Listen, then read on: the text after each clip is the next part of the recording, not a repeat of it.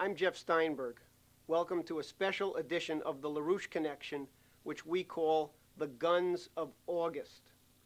As many of you are probably aware, the Middle East situation has gone from bad to worse, and there is now widespread expectation of the outbreak of at least a limited war involving a massive Israeli invasion and military operation in the Palestinian territories. The question of whether that war will break out into a broader regional war has been widely covered in the media in the United States and around the world. But the issues that have not been discussed in the regular media, and which will be a feature of this special edition of the LaRouche Connection, involves the broader forces at play behind the scenes, who wish to use the Sharon government in Israel, and perhaps a post-Sharon government, even more fanatical than the present regime, to launch a war in the Middle East that would rapidly spread around the globe and become a new worldwide religious war consistent with what Zbigniew Brzezinski, Samuel Huntington, Henry Kissinger, and others in the Anglo-American establishment refer to and long for as the clash of civilization. If this war does not erupt in the Middle East during the month of August, which has been historically a favorite month for the launching of global conflicts on the part of the international oligarchy, the reason for that will be that Lyndon LaRouche, Executive Intelligence Review, and other allied forces around the world placed such a public spotlight on those pushing for this new conflagration that they were forced to back down. At a webcast in Washington, D.C., before an audience of several hundred diplomats and political activists on July 24th, just several days ago, Lyndon LaRouche emphasized that in order to prevent the outbreak of this new clash of civilizations in the Middle East during the month of August, it is imperative that the United States government, which alone has the power and authority to prevent this, steps in forcefully and blocks Sharon and the even more fanatical crazies inside Israel from launching this conflagration. Now, back at the beginning of June of this year, New Federalist newspaper and Executive Intelligence Review magazine began publishing a series of exposés which have already contributed mightily to holding back the Guns of August from already having been detonated earlier this summer.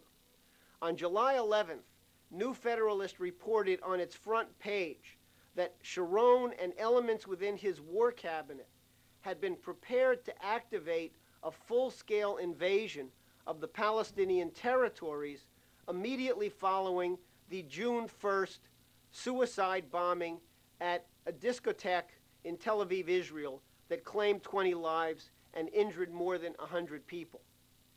That incident was precisely the pretext that Sharon and others in his cabinet had hoped for to justify a full-scale military invasion of the so-called Area A, the territories fully under the control of Yasser Arafat and the Palestinian Authority.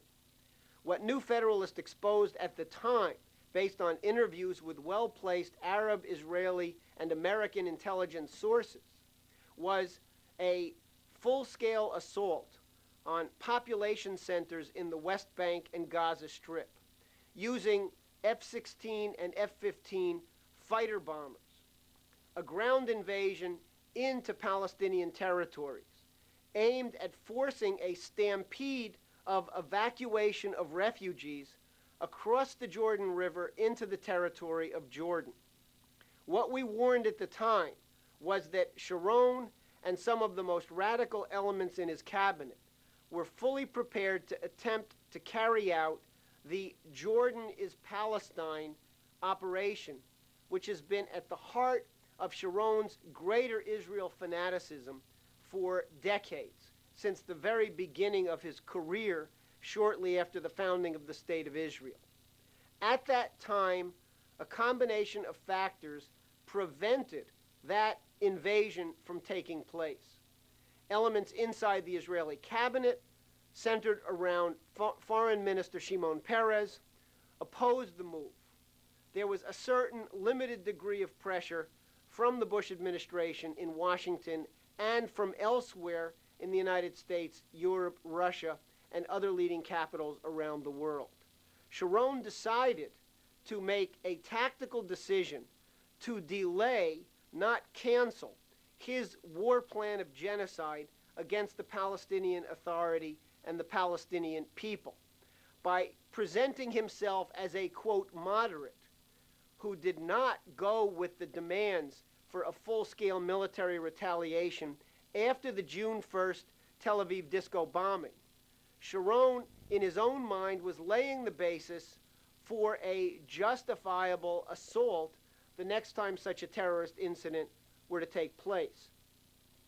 Now, in the aftermath of that initial bombing incident, Sharon used the pretext to completely stymie forward movement on the Mitchell Plan, which had been released shortly before that, which set out a precise new timetable for confidence-building measures, ceasefire, and eventual resumption of the peace talks between Israel and the Palestinian Authority that were brutally cut off after Sharon himself instigated a major provocation in September of 2000 by personally visiting the Islamic holy sites at the Temple Mount and, in effect, asserting permanent Israeli hegemony and authority over those important Islamic sites.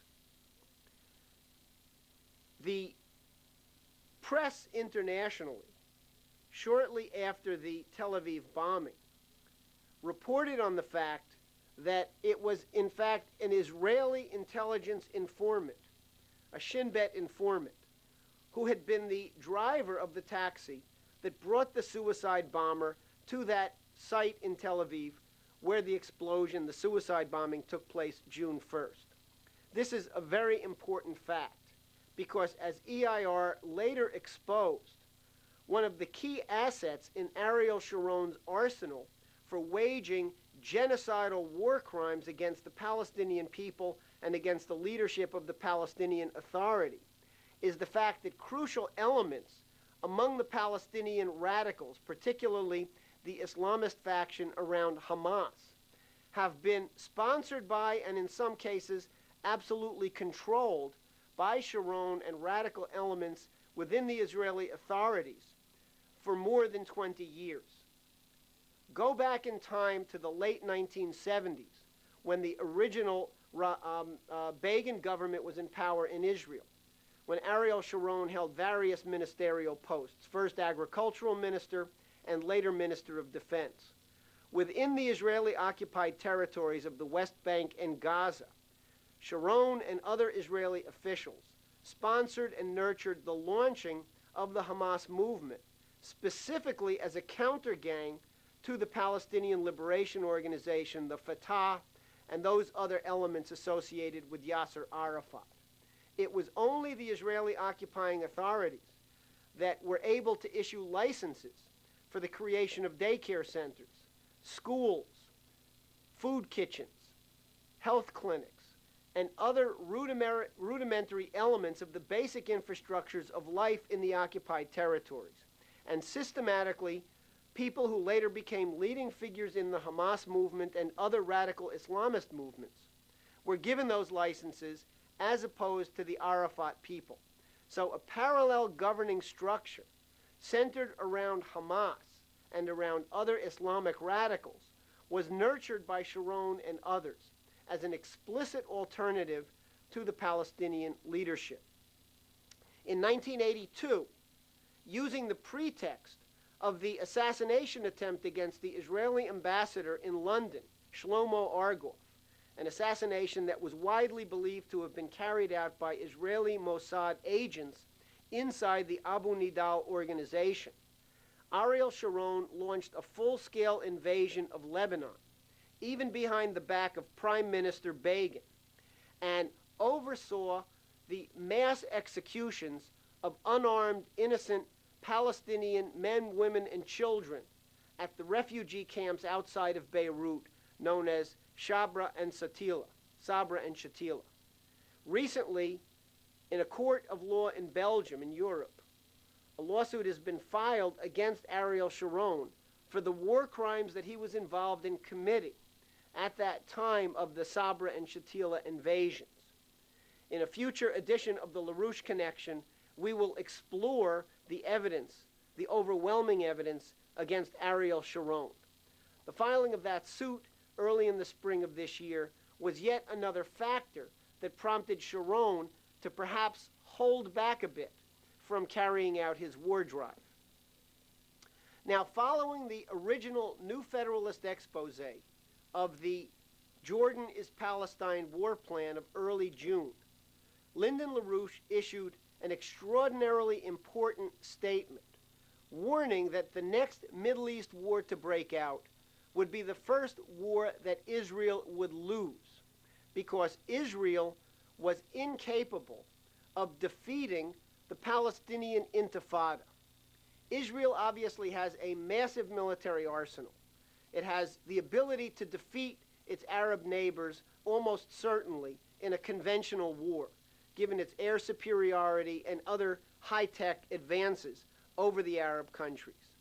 What's more, it is well known that Israel possesses a large arsenal of weapons of mass destruction, including several hundred nuclear warheads with delivery systems capable of reaching any area in the Middle East. If there is one nation on the face of the earth that indeed warrants the term rogue state in possession of weapons of mass destruction, it is not Saddam Hussein's Iraq, it is not Khatami's Iran, it is not Kim Jong-il's North Korea, but it is Israel under madman Ariel Sharon. And so LaRouche spelled out in this memo very clearly that the kind of war that Israel faces, with 3 million Palestinians living inside the West Bank and the Gaza Strip, with nearly 30% of the Israeli population inside the original 1967 borders, now made up of Israeli Arabs, the prospects of an irregular war presents the only kind of warfare in which Israel would be overwhelmed, ultimately defeated, and in fact, it would mean the demise of the state of Israel on a permanent basis. Despite that, the guns of August persist. Why is that the case? Well, one of the principal reasons is that the main architects of the war danger now emanating from the Middle East are not people inside Israel.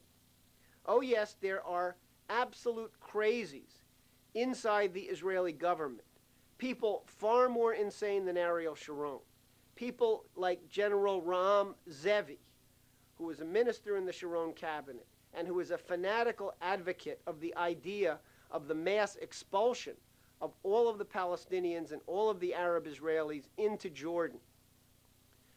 However, these crazies are currently, at least, under the Sharon coalition government, bounded to elements in the Labor Party that are certainly far too rational to support such a suicidal war.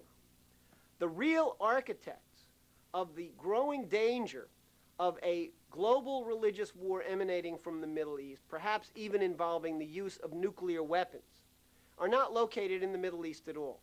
They're located in London. They're located on Wall Street. Some of them are located in some of the think tanks that dot the Potomac River right here in Washington, D.C. People like Samuel Huntington, the author of the now infamous book, The Clash of Civilizations, argue that the financial oligarchy, faced with an out-of-control collapse of their international financial system, and faced with other looming political threats of adversarial coalitions rising up to again support the idea of the nation-state over and against the power of the financial oligarchy, are becoming increasingly desperate. And it is those people who believe that a clash of civilizations, pitting Islam and eventually the nations of Asia, particularly China, against the West, represents the way to go. Overturn the entire global chessboard rather than allow the forces representing the nation-state system, scientific and technological progress, to come to the fore and remove them from power. Henry Kissinger, in a recent book about American foreign policy, said very bluntly that the world no longer operates under the rules that were set forth at the conference, the Treaty of Westphalia, in 1648, that ended more than 100 years of religious warfare on the European continent. And so these people, representing the core of the Anglo-American financial oligarchy, are at the heart of the guns of August.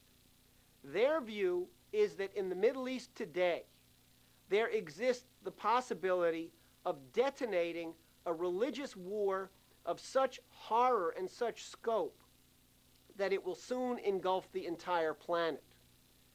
Last week, Lyndon LaRouche warned that in order to activate this kind of war danger, the fanatics in London, in Washington, on Wall Street, may even consider the assassination of Ariel Sharon.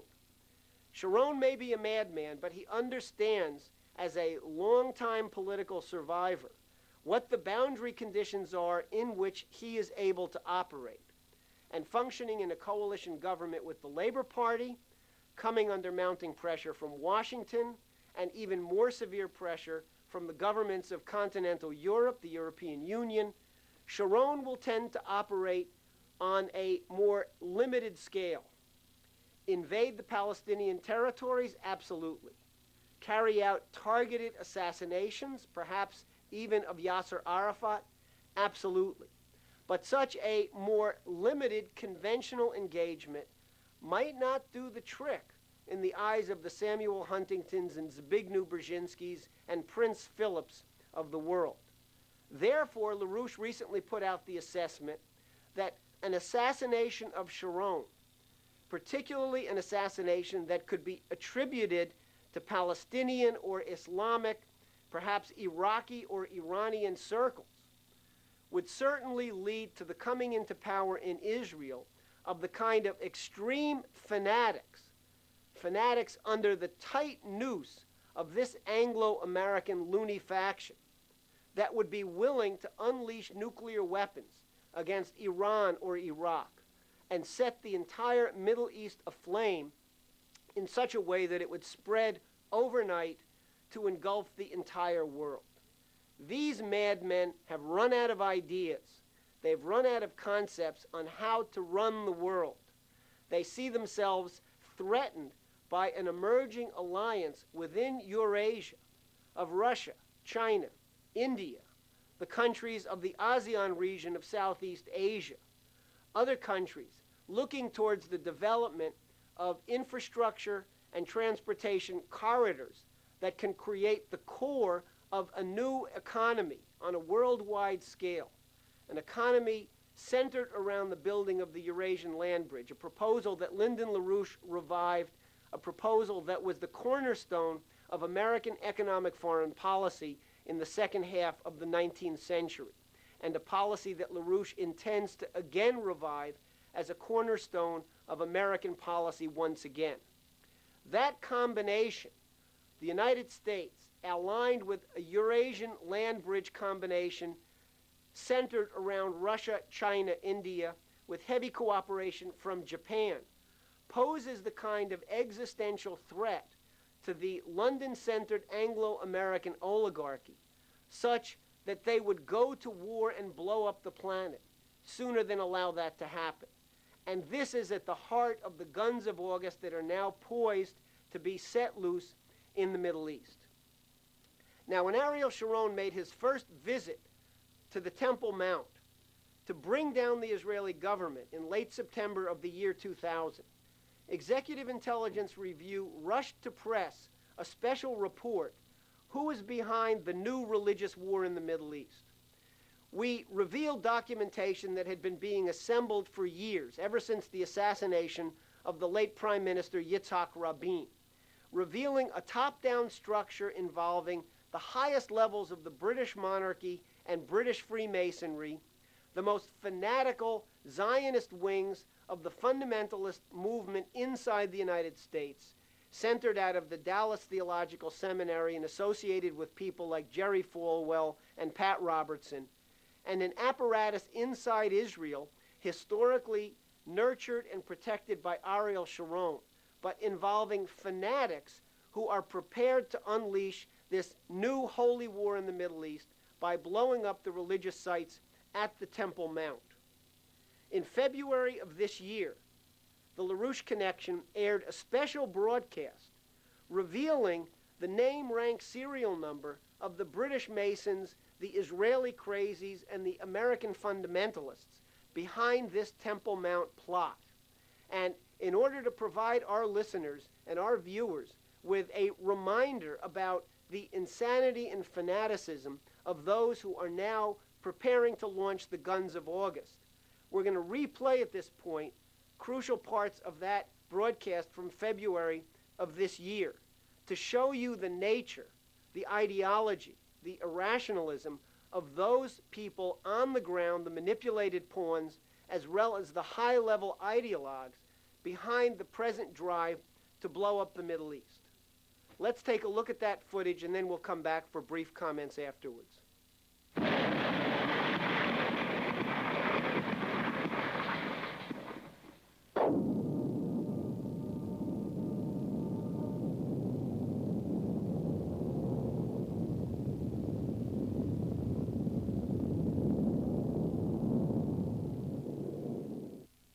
In December 2000, the editors of Executive Intelligence Review magazine rushed to print with a special report titled, "Who is Sparking a Religious War in the Middle East?" The decision to go to print with material of crucial importance, documenting who were the assassins of the late Israeli Prime Minister Yitzhak Rabin and who were the forces behind the efforts to blow up the Middle East through a religious war that would last for decades, was brought on by the September 26th visit by Ariel Sharon to the Temple Mount in Jerusalem, the site of two of the holiest places of Islam, accompanied by more than 1,000 Israeli police and soldiers. Sharon's provocative visit to the Temple Mount predictably sparked Palestinian protest demonstrations and an Israeli deadly force reaction. In a matter of weeks, 8 years of effort at achieving a meaningful peace between the Israelis and the Palestinians was down the drain, and as the result of that, the Barak government soon collapsed. On February 6, 2001, culminating that provocation, Ariel Sharon himself was elected Prime Minister of Israel by a 63% majority of the vote. This reflected a terrorization and literally a driving of a majority of Israelis so insane that they were willing to put the butcher of Lebanon, Ariel Sharon, for the first time in his long career, into the Prime Minister's office. It is no secret among analysts of the Middle East situation that the region is now on the verge of a new war, a regional war that would not last for 6 days or 6 weeks, but would engulf the entire region for years and would likely trigger an oil shock of far greater consequence than the 1973 Yom Kippur War and the oil shocks that followed after that.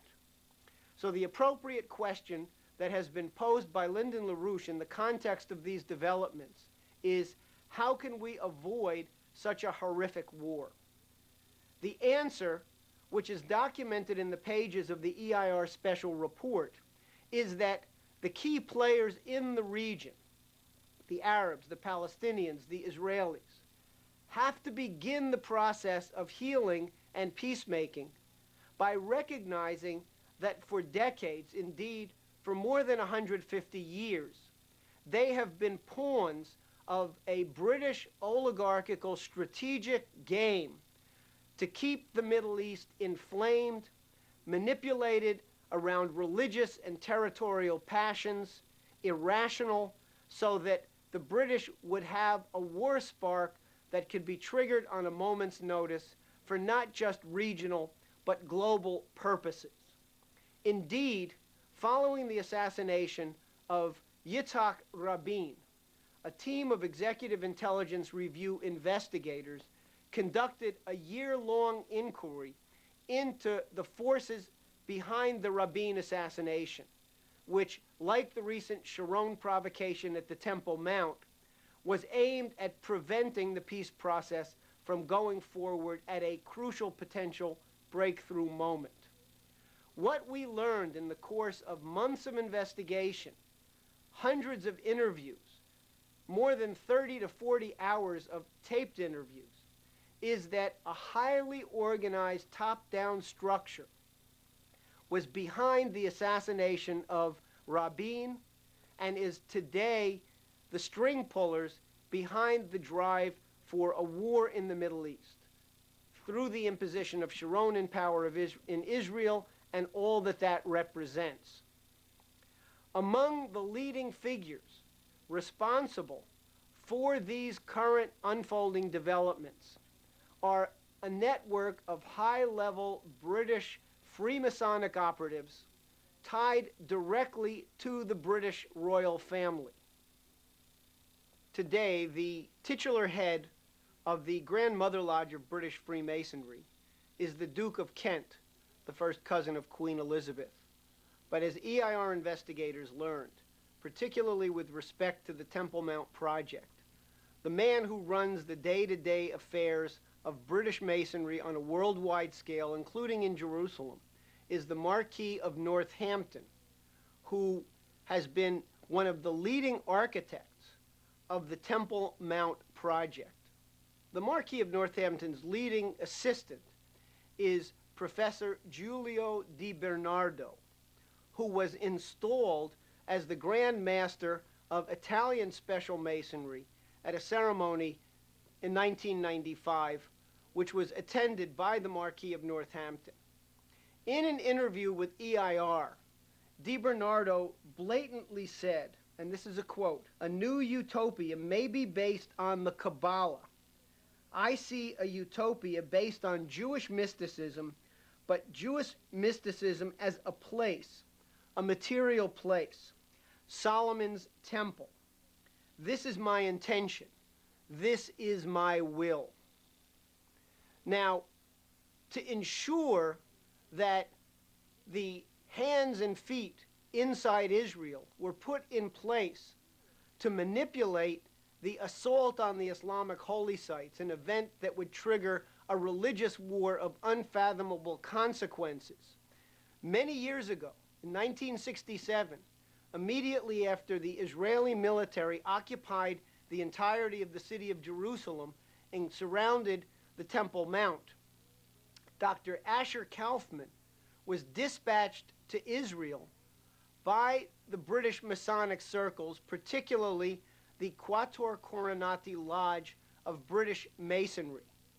In an interview several years ago, Dr. Kaufman accounted for some of his activities around the Temple Mount project of the high levels of British Masonry. I think I spent about 2 months investigating theoretically whether one could trust this piece of information from our ancient records that the blood drained into the Kidron Valley. And when I was convinced, I came to the realization that perhaps this particular record called Tractate Midot, Midot meaning dimensions, the dimensions of the temple, that this would enable me to work out where the temple stood. Joining Dr. Kaufman in Jerusalem on behalf of the highest levels of the British oligarchy and British Masonry was a Dutch anthropologist, Leen Ritmeyer, who was a personal employee of the Rothschild family and was likewise dispatched to Jerusalem to provide the, quote, academic cover for the continuing preparations for the assault on the Temple Mount that has now reached a frenzied point with Sharon's coming into power in Israel.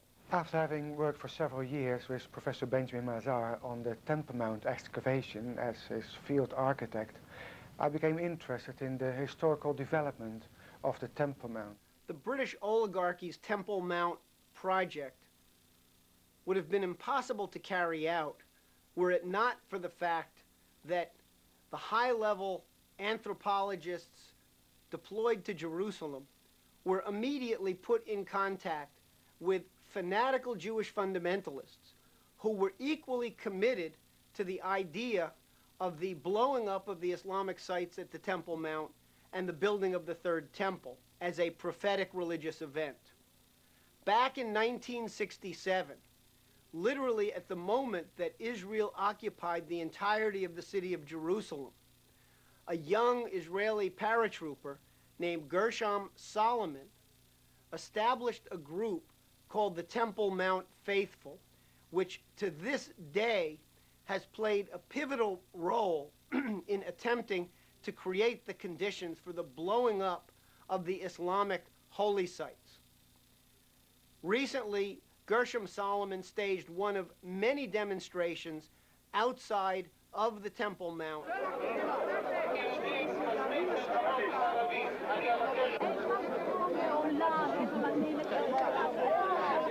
We shall never give up, no on the Temple Mount, no on Jerusalem, and no the land of Israel. I want to say to all the world, the struggle of the Temple Mount and Eretz Israel faithful movement is a struggle of all the Jewish and the Israeli people. For this holy mountain, for this city Jerusalem, the capital of Israel, and for the land of Israel. This struggle will continue and stronger. I want to say here two important facts. First of all, we are opening now a very important law struggle on the ownership of the Temple Mount. We will come and say everyone in the world, the Temple Mount belongs to the Jewish people by the will of God. You'll hear right now directly from Gershom Solomon, the head of the Temple Mount Faithful, that their patron, their supporter, all along throughout this entire process has been none other than Ariel Sharon.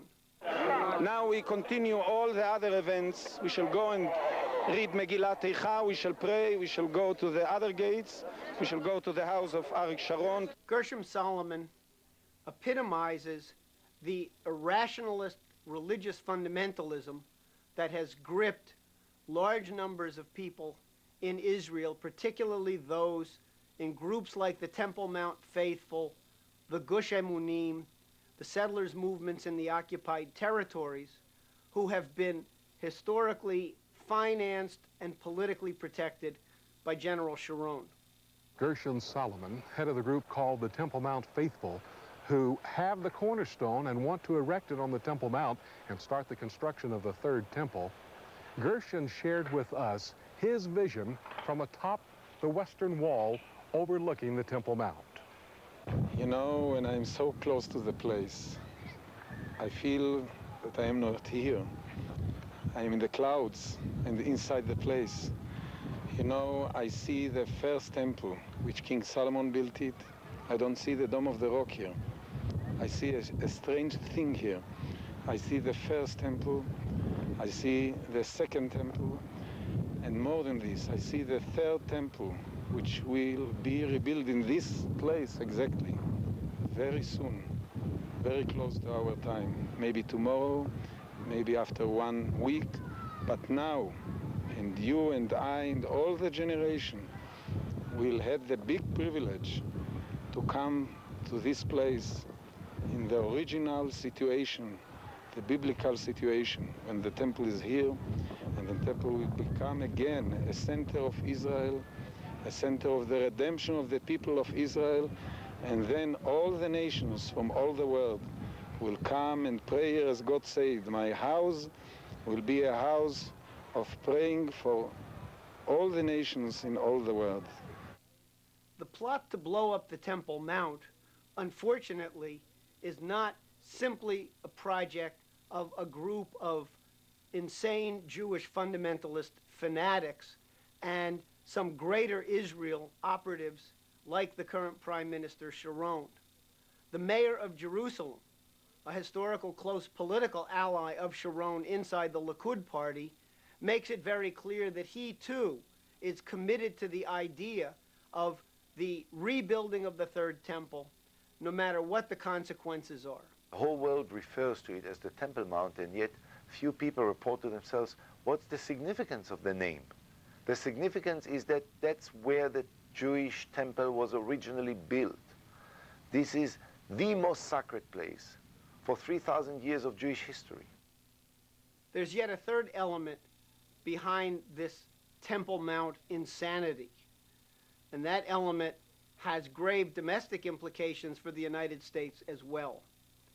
Here in the U.S., there is a very extensive network of Christian fundamentalists whose theological center is the Dallas Theological Center in Dallas, Texas, and who are as fanatically devoted to the blowing up of the Temple Mount and the rebuilding of the Third Temple of Jerusalem as is Gershom Solomon and the Jewish fanatics that we've already seen.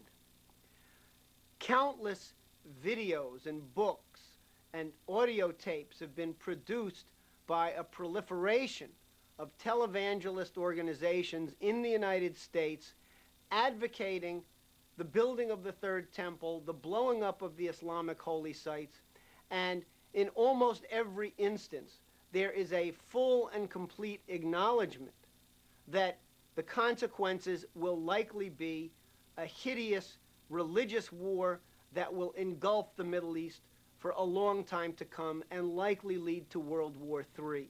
There's a great controversy over the Temple Mount area. Today, the Jews cannot go up on top of the Temple Mount area. They must worship below at the Wailing Wall.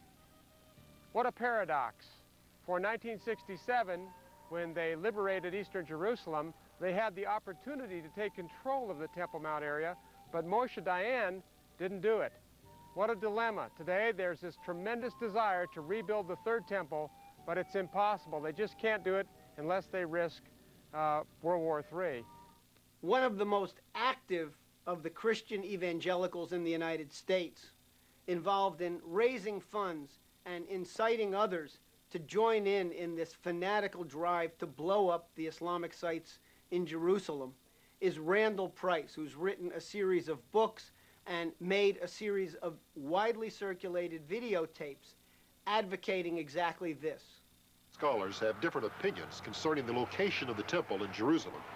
Archaeologists such as Dr. Dan Bahat, the director of the Western Wall tunnel excavations, and Dr. Meir Ben Dov, chief excavator of the southern wall at the Temple Mount, both place Solomon's first temple and Zerubbabel and Herod's second temple at the traditional western site on the Temple Mount.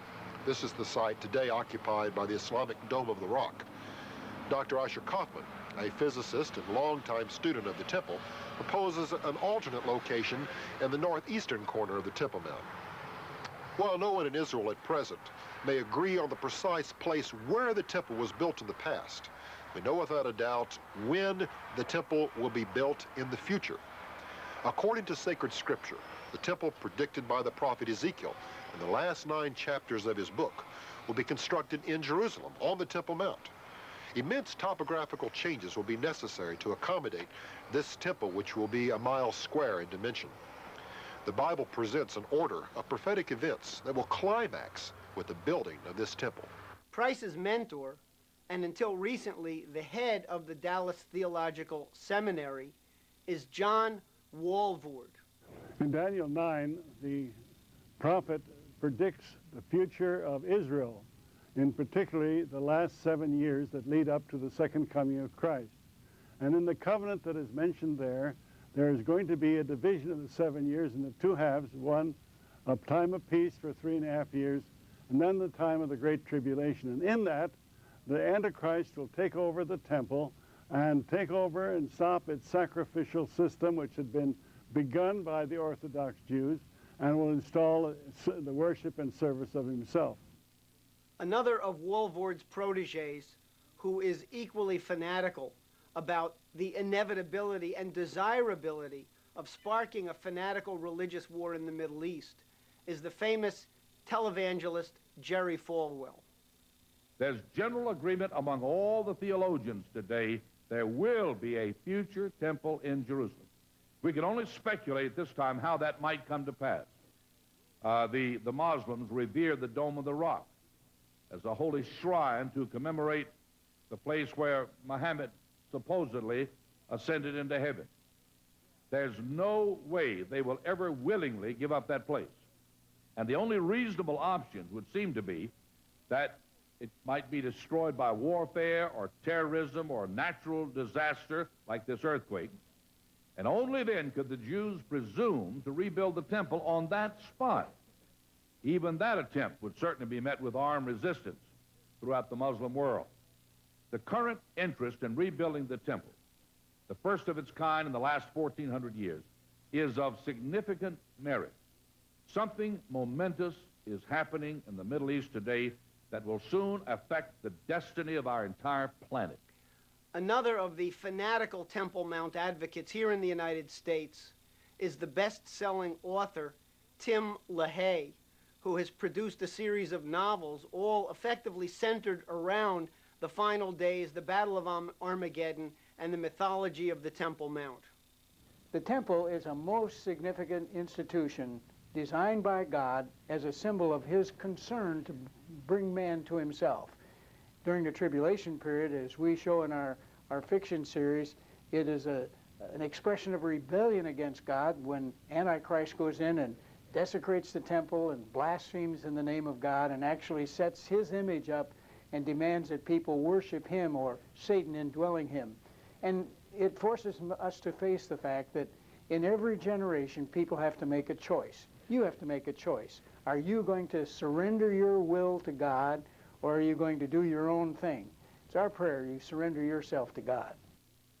Now ask yourself, is Tim LaHaye's concept of God, of Christianity, of mission, your idea of God, Christianity, and mission? Is the objective of Christianity to actually start a horrible, murderous religious war over the Temple Mount? I think not. I think a clear idea of the notion of religion that's conveyed by the LaHayes and by the Falwells and by the Walfords and by the Gershon Solomons is probably an image that was best captured as a form of extreme irrationalism in an old Hollywood movie, Elmer Gantry. And ask yourself if this kind of howling dog concept of man in the living image of God is your notion of religion. Repent with Sister Falconer!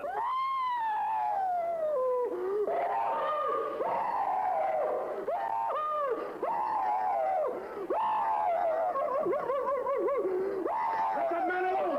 Let them all! Go ahead and bark, brother! Go right ahead and bark! There he is! The devil! Out that devil out of this tent! With the installation of Ariel Sharon as the Prime Minister of Israel, all of the major pieces have been put in place on the ground. As the EIR Special Report documents, this has been a systematic effort that's been underway since 1967. And in fact, at this point, the final training is underway for the temple priests who will be brought in to administer this final Temple Mount process after the enormous turmoil and real-world genocide is conducted, if these people are allowed to get away with this. The Ateret Kohanim, which is a yeshiva adjacent to the Temple Mount in Jerusalem, is training the priests, is practicing the ritualistic animal sacrifices, and is preparing for the day that they can move into the temple after the blowing up of the Islamic holy sites. At Ateret Kohanim, students are studying to be Kohanim, the priest, and Leviim, the Levite. The 8-year program of this school includes courses in the rites and regulations of the priesthood, known as the Order of the Sacrifices of the Temple, including those of the red heifer. This insanity can and must be stopped.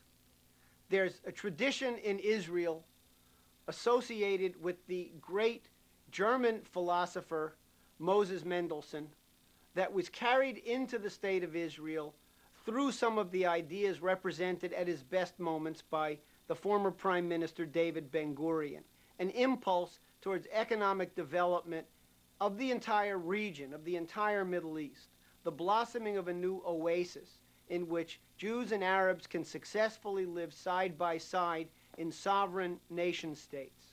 But for that to happen, the first step must necessarily be for those people on the ground, in the region in particular, to wake up to the fact that they are pawns in an evil chess game that's being played from outside the region by those who would wish to see a clash of civilizations bring down all of humanity, destroy the nation-state system once and for all, and render what's left of the human race slaves to a London-centered oligarchy. Now, the purpose of the drafting and circulation of the EIR special report was to get the evidence out, the shocking evidence, to ensure that people do indeed wake up to what's going on before it's too late, before the Dome of the Rock, the Al-Aqsa Mosque, are blown up and the world is faced with World War III. On July 26th, an Israeli high court issued a ruling approving the laying of the cornerstone of the Third Temple of Jerusalem at the south gate of the Old City. And while the Temple Mount faithfuls Gershom Solomon had originally requested permission to go up onto the Temple Mount itself and lay the stone at the site of the present Al-Aqsa Mosque, nevertheless, the fanatics hailed the court's decision as precedent-setting and are now preparing a major mobilization of forces and a rally for the laying of the stone. This incident may very well be the trigger for the unleashing of the guns of August. During his July 24th webcast, Lyndon LaRouche was asked about the prospects of this Middle East war danger and the Temple Mount threat. Let's listen to a brief segment from that webcast. Okay, Lynn, the next question is from Jordan. It's a question that was submitted by Dr. Fahed Fanek.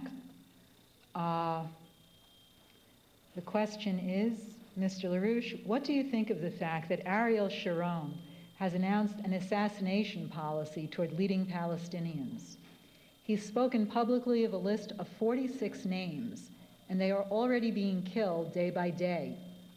How is it possible that a democratic government can adopt a policy of executions beyond any judicial system, and the whole world sits and watches? Well, on the question of Israel on this thing, I have the advantage of many years' experience with people in this area, negotiating, dealing with the issues of this area of the world. Now, to say that Israel is a democratic country is nonsense. It's not a democratic country. The people of Israel are an abused state. These people of Israel today are not the people who left Europe with Ben-Gurion, to join Ben-Gurion in the immediate post-war period. These are not the representatives of the Reform Jew from Germany. These are not the legacy of the Yiddish Renaissance, of Poland, of Galicia, of Ukraine, Russia, and so forth. They're not. These are very poor people, very ignorant people, with no education worth mentioning. These two, you know, when I grew up in the United States, Jews to me meant my friends from the Polish, Russian background, mostly Yiddish Renaissance, because that's the type, you know, we sort of agree. Or German Jews, who were the Reform Jews. We got along fine. We understood one another. The Jew from Germany, and also in Eastern Europe, represented, after the reforms of Moses Mendelssohn, represented the highest level of culture in the countries in which they lived. The contribution of German Jews to German culture from the time of Joseph II of Austria's giving political rights to the Jew was tremendous. Physicians, scientists, artists, so forth, beyond belief. A similar thing was done in Eastern Europe by the Yiddish Renaissance, which was a copy of this. These were the victims of Hitler.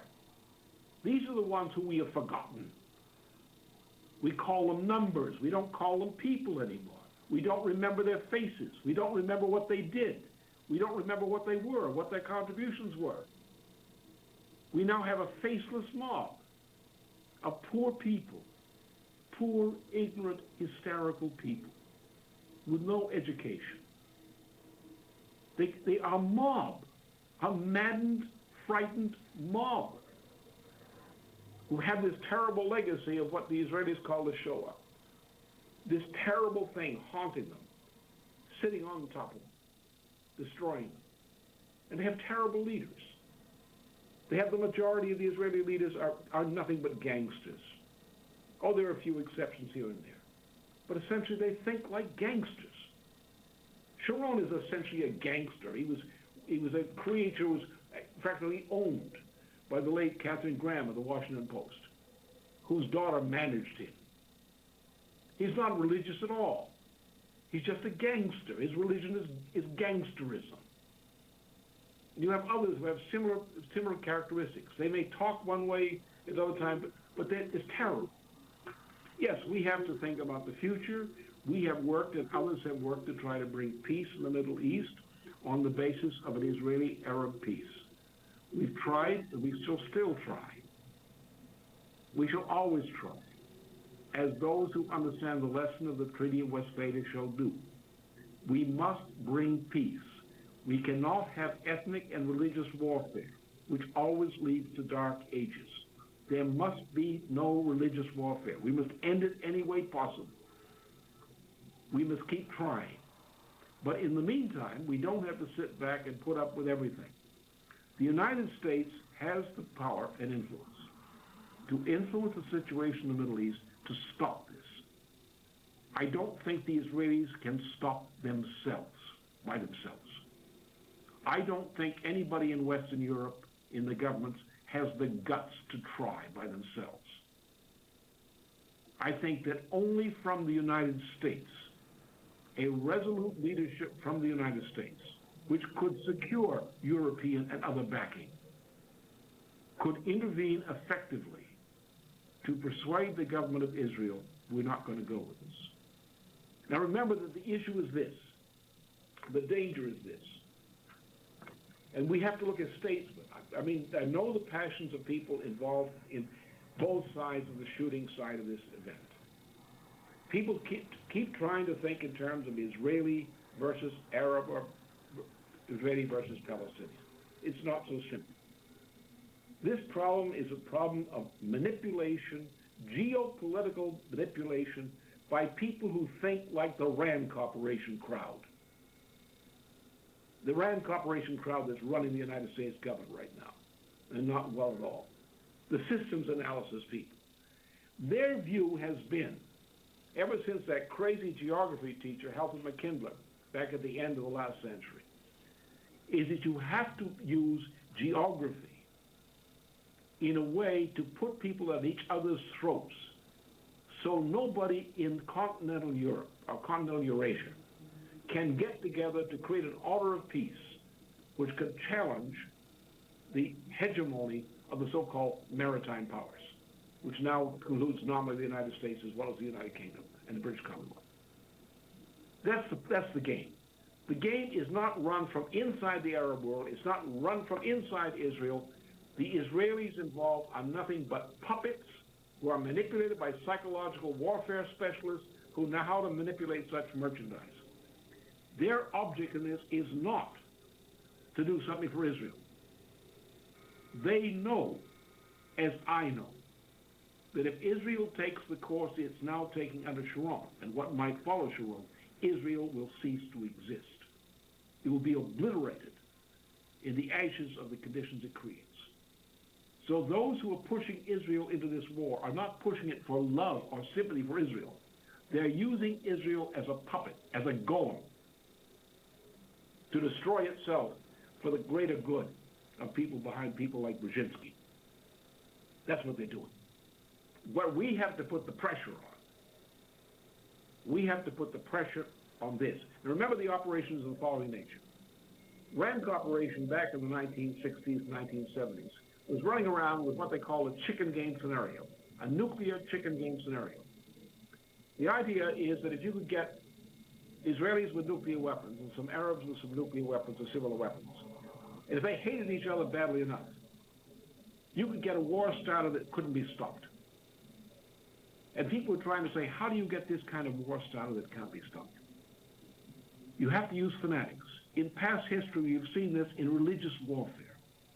When Venice's power was threatened by the emergence of the nation-state, Venice's response was to divide all Christianity into several parts, various kinds of Protestant, Catholic, and so forth, and to set them in war against each other.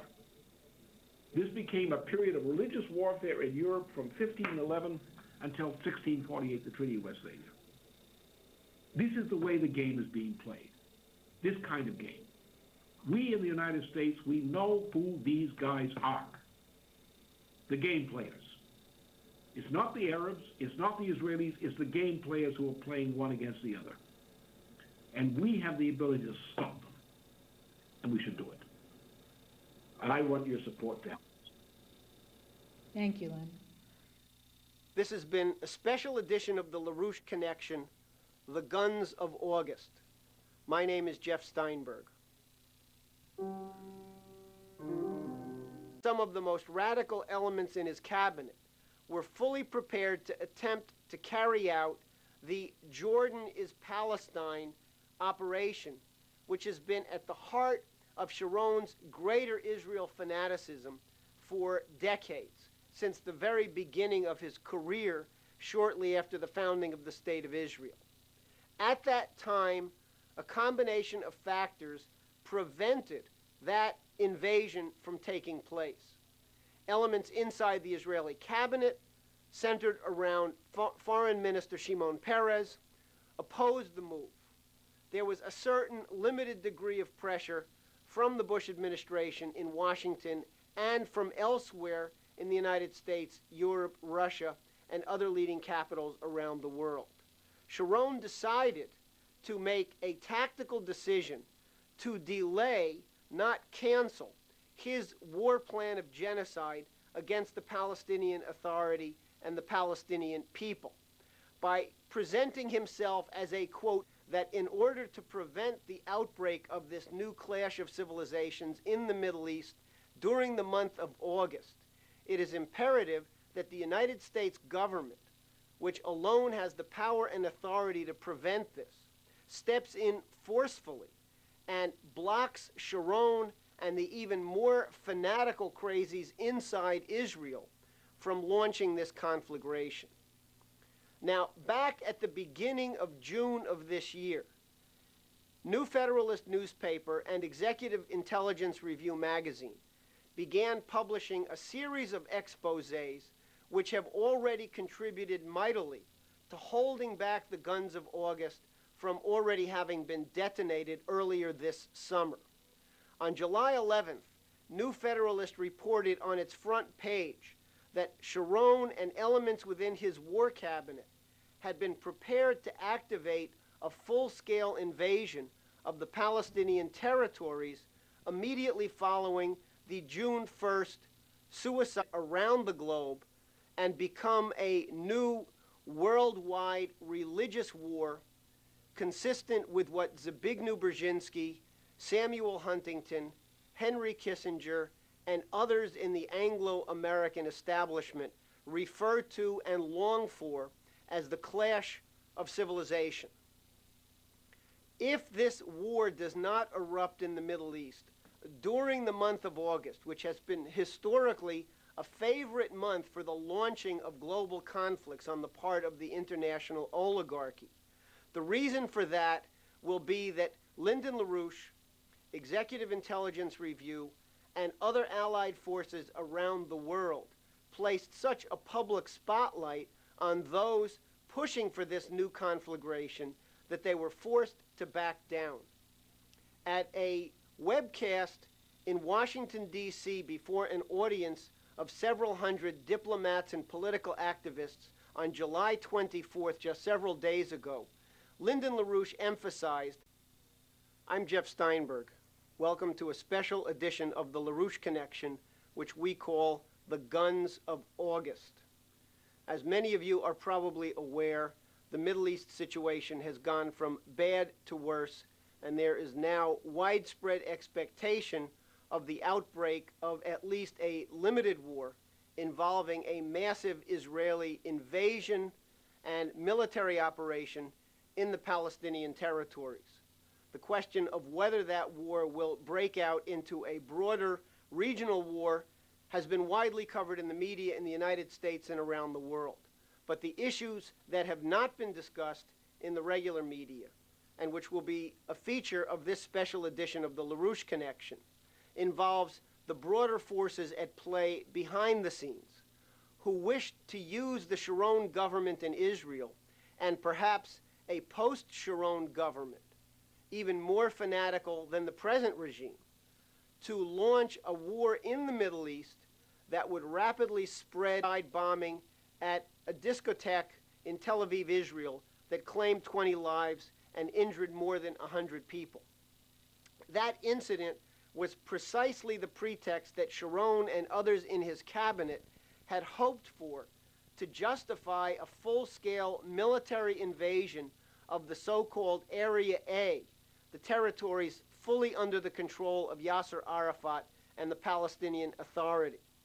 What New Federalist exposed at the time, based on interviews with well-placed Arab, Israeli, and American intelligence sources, was a full-scale assault on population centers in the West Bank and Gaza Strip, using F-16 and F-15 fighter bombers, a ground invasion into Palestinian territories, aimed at forcing a stampede of evacuation of refugees across the Jordan River into the territory of Jordan.